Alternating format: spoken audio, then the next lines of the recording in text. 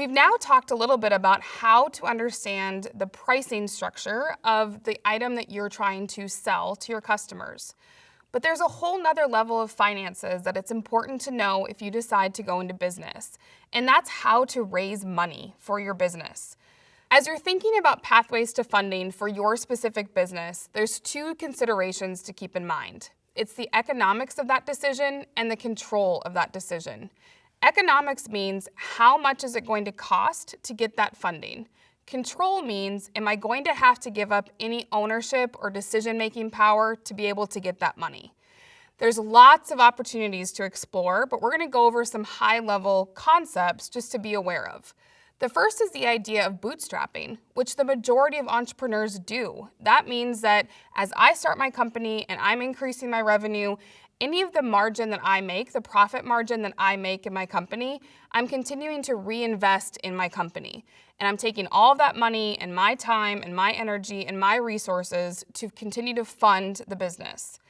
Sometimes though, bootstrapping, again, is going to be the cheapest form of funding your business because there's no economics to it. It's certainly going to give you the most control to decide how you want to run your business. But what's critical to know is that there comes a point where bootstrapping might actually be expensive for you. Because if you decide to scale and you don't have the resources, you are losing money and opportunity by not scaling because you don't have the cash to continue to build your business. The same thing if you have a product that requires a lot of investment on the front end before you can actually get it to your customer. So when we think about the bakery example, there is an immediate cost as soon as you decide to set up a kitchen, build equipment in there, and actually start to sell product. So you have money in before you've ever actually brought money back to the business.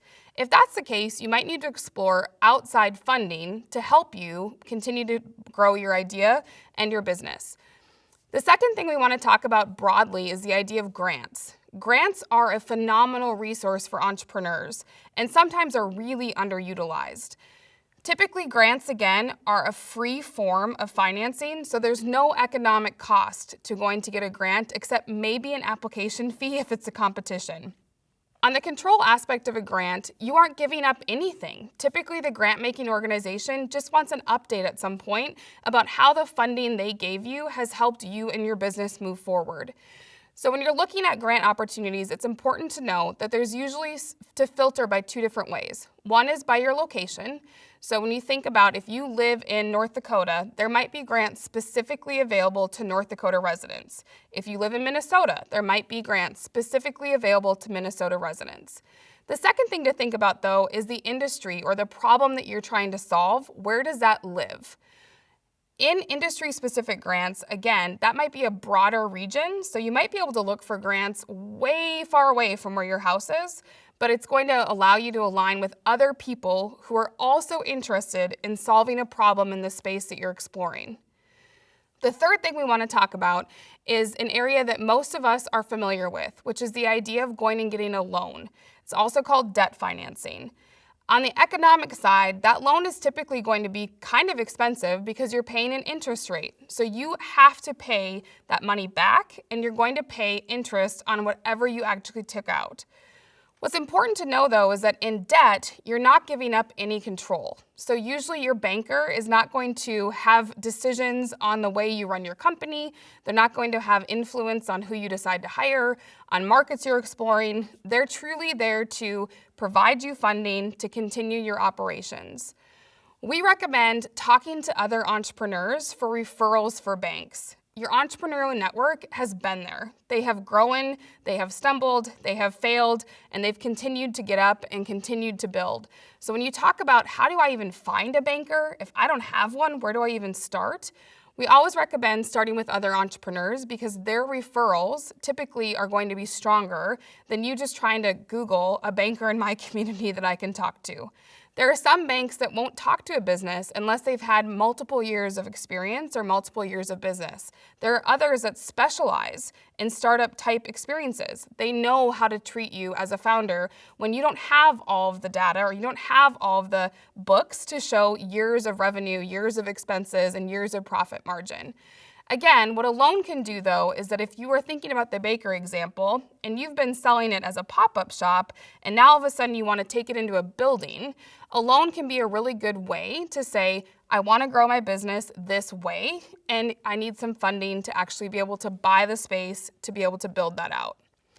The fourth area of funding that we want to explore is equity. Equity financing is sometimes called investing. Sometimes it's angel investing, venture capital investing, private investing.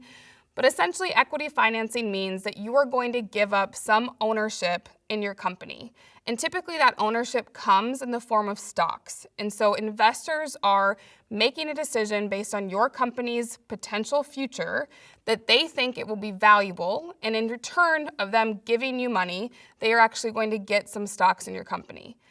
What's important to know about that is that every investor is different, but all of them are looking for scalable opportunities. And so if you are thinking about going the investment route, the number one thing to remember is that it might be a really good opportunity to grow and grow quickly, but your model and your intent as a founder has to be to scale. You have to be thinking about, how do I get my idea further and farther and have a much bigger customer base? Because again, people who are investing in the behalf of venture capital, angel investors, private investors, if they are equity investors, they are looking for you to grow and to grow fairly fast and fairly quickly.